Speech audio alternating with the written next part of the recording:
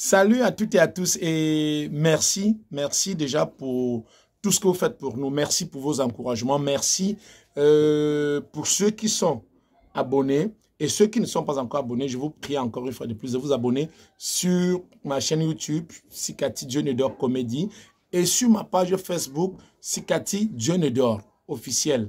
Alors, je viens aujourd'hui parce que j'ai un problème. J'ai un problème qui me taraude l'esprit. J'ai un problème qui me trouble aujourd'hui. Je vous ai dit la dernière fois que celui qui ne sait pas, qu'il ne sait pas, celui qui ne sait pas, qui ne sait pas, c'est un fou, fuyez-le. Mais celui qui sait, qui ne sait pas, je vous en prie, aidez-le, conseillez-le. Je viens parce que je ne sais pas. Je sais que je ne sais pas parce que c'est un truc qui me trouble. Je voudrais te demander, est-ce que les chefs traditionnels ont encore leur place aujourd'hui au sein de leur population? Est-ce que les chefs traditionnels ont encore leur place auprès de leur population? Est-ce que la parole d'un chef traditionnel peut encore faire peur, que ce soit à une élite ou à n'importe quel villageois, je peux dire? Lorsque je parle de villageois ici, ce sont les populations de son village. Parce qu'autrefois, vous savez, quand le chef parlait, personne ne pouvait discuter. Ce n'est que dans les réunions secrètes là, à la chefferie, que les notables pouvaient encore dire au chef non. Mais le chef était celui-là qui incarnait la politique, bref, c'était le sage. Parce qu'on n'était pas chef au hasard. On devenait chef parce qu'on suit une lignée. C'est-à-dire, mon père était chef, je suis chef. Et j'ai été nommé, j'ai été chef depuis le ventre. Oui, j'étais chef depuis le ventre. Ça se savait. Ça se savait. Ce qui fait que les gars avaient des pouvoirs qu'on les remettait. Le chef était celui-là que s'il met la télé, il dit montons. C'est tout le village qui doit suivre le chef. Même s'il entre dans l'eau, le village va entrer dans l'eau. Mais aujourd'hui, je demande, est-ce que ces chefs ont encore leur place?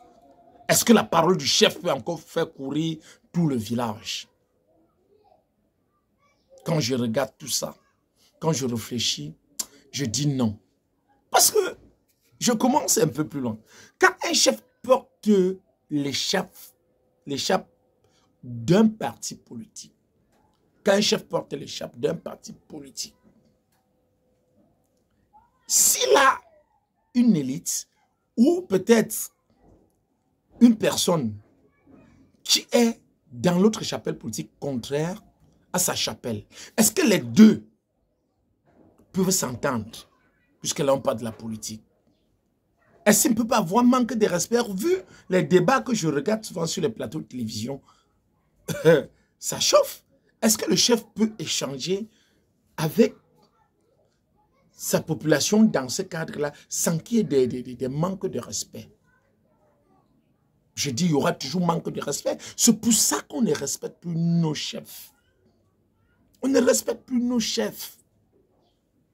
Et eux aussi, ils ont été pris, je ne sais pas, si je veux dire, dans le piège ou dans les taux d'abrutissement comme nous, on a été pris aussi. Et que personne ne veut parler, personne ne veut se rendre compte. Oui. Depuis qu'on a commencé à faire émerger les chefs, chose qui n'était pas avant, n'oubliez pas qu'ils émergent entre 50 et 200 000 francs, si je ne me trompe pas. Entre 50 et 200 000 francs. Quand je fais ça, je ris. Je ris parce que je connais. Quand mon chef sortait du LACAM, permettez-moi, quand mon chef sortait du LACAM, les gens discutaient pour lui donner des voitures. Chaque fois quand quelqu'un a quelque chose à donner au chef, il le donne avec joie. Et, permettez-moi, le chef se retrouvait au village avec tout. Le chef, c'est celui-là qui ne manque de rien. Maintenant, on les a fait émerger. On les a fait émerger. Ils se trouvent dans des partis politiques. L'élite qui était obligée de donner au chef, mais d'autres ne donnent plus. Les villageois qui travaillent pour le chef, d'autres ne travaillent plus. Parce qu'ils sont dans un parti politique contrairement à celui du chef. Des choses sont même arrivées que vous ne connaissez pas. D'autres aujourd'hui discutent la chefferie. Quand ils disent discuter, c'est qu'il y a des villages où celui qui est là comme chef n'est pas à sa place. S'il n'est pas à sa place,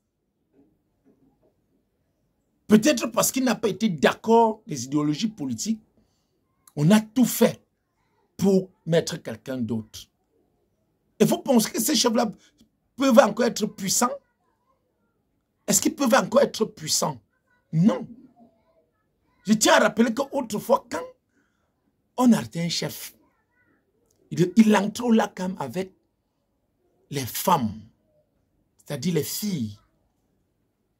Il avait 9 mois. 9 mois. Il devait faire 9 mois au Lakam. Avant de sortir du Lakam pendant ces 9 mois, il devait enceinter les filles. Il devait engrosser les filles. C'est parmi ces filles-là que son successeur, que sa lignée devait continuer. Parce qu'on est sûr que c'est lui. On est sûr à 100%. Mais aujourd'hui, ce n'est plus le cas. L'administration vient parfois imposer un chef à un village. J'ai ri. Je vais un peu déconner. Parce que j'ai vu la vidéo des chefs qui ont eu le courage. Je ne sais pas si c'est le courage où ils ont été manipulés ce jour, d'aller là où on avait trouvé la dépouille de notre frère, Martinez Zogo. Dit qu'ils étaient en train de maudire. Qu'ils étaient en train de maudire. Qu'ils ont maudit. Je ne sais pas ce qui s'est passé. Ça ne doit pas sortir de ma bouche parce que, comme vous le dites souvent, il faut que je voie mes enfants grandir. Les mêmes chefs, on les a rassemblés. On les a rassemblés, autant pour moi. Ils ont fait une réunion où il y a l'un d'eux qui lit le communiqué qu'ils ont fait à la sortie de cette réunion. Et ils demandent les excuses. Ils disent qu'ils étaient emportés par la colère. Ils disent qu'ils ne savaient pas ce qu'ils faisaient. Les chefs, je dis les chefs du village. Est-ce que vous savez que, même, permettez-moi, même un sous-préfet, un préfet, un gouverneur ne peut pas parler à un chef du village. Je dirais même, par extrapolation, le président de la République. Il sort d'un village. Dans ce village, il y a un chef. Dans ce village, il y a un chef. Et je vais vous dire, vous pouvez changer 100 sous-préfets dans un arrondissement. Les sous-préfets là viennent, partent. Les chefs du village de cet arrondissement restent toujours chefs. Même s'ils ne sont pas là, c'est leurs enfants qui sont chefs. Et l'administration, par le biais bon, bref, l'administration aujourd'hui veut nous faire comprendre que le chef du village est sous tutelle. Oui, je ne refuse pas. Mais je dis, ces chefs pouvaient contribuer au développement de la nation sans être impliqués dans des partis politiques. Parce qu'on ne peut pas dire, tout le monde fait la politique. Je dis bien, tout le monde fait la politique. Donc, on ne peut pas refuser un chef de faire la politique. Non. Il doit voter. Il doit conseiller même à son peuple de s'inscrire sur les listes électorales. Bref, mais sans toutefois militer dans un parti. Même quand il part voter, on ne doit pas connaître celui qui vote ou celui qui l'a voté. Mais quand on décide, on sait que le chef, si, c'est tel parti. On dit le chef, si, il est sénateur. On nomme un chef sénateur, il n'a même plus le temps pour ses villageois. Il est député, on ne sait pas s'il a le temps pour être au village ou il a le temps pour être à l'Assemblée nationale. Sauf si on veut nous dire que l'Assemblée nationale est là seulement comme ça. S'il faut vraiment travailler, il a quel temps pour être avec ses populations? Il a quel temps pour être avec l'Assemblée nationale? Ou avec la mairie, parce que d'autres sont même des maires, tout ça. Vous voyez comment les gars ont tout fait. Je parlais autrefois du système éducatif qu'on a détruit. Pour dire on ne peut plus avoir des intellectuels capables de les remplacer. Aujourd'hui, c'est les chefs du village qu'on a rendus, je ne sais pas si, je ne veux pas dire mendiant, mais qu'est-ce qu'un chef du village manque pour qu'on lui donne 50, 100, 200 000 francs le mois pour qu'il perde sa conscience? Mais imaginez-vous un chef du village qui décide que ces villageois, ou qu'on s'organise, à ce que chaque villageois, après seulement 2 mois, cotise 1000 francs pour le chef. Vous savez combien ça va donner au chef? Est-ce qu'il aura besoin de ça? Vous savez combien? Et nous avons des chefs aussi travailleurs. On a des chefs qui sont planteurs, des chefs qui sont des fermiers. Tout ça, qu'est-ce qu'ils vont encore chercher derrière la politique jusqu'à perdre? Je dis, le pouvoir traditionnel là n'existe plus. Le pouvoir traditionnel n'existe plus. Le pouvoir traditionnel n'existe plus. Il faut qu'on fasse un retour aux sources. Il faut qu'on se ravise. Je ne sais pas. Je ne sais pas. Je ne sais pas. Donc, j'attends vos réponses en commentaire.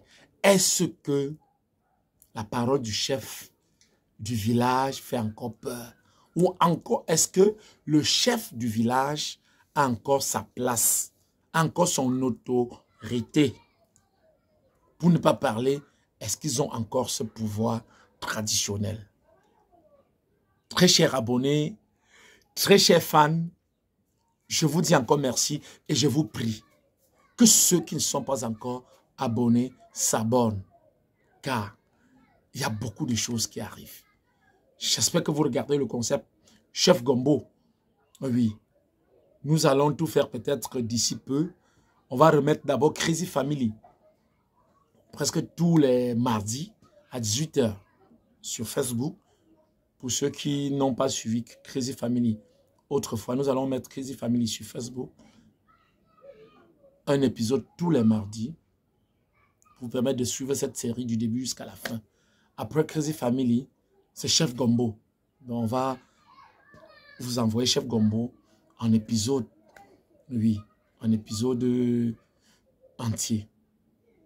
Donc je vous en prie, abonnez-vous, likez, laissez toujours le commentaire. Merci. Portez-vous bien. Et encore une fois de plus, que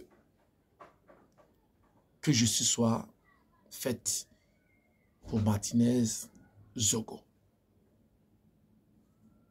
Que les vrais coupables, je dis encore les vrais coupables, soient arrêtés.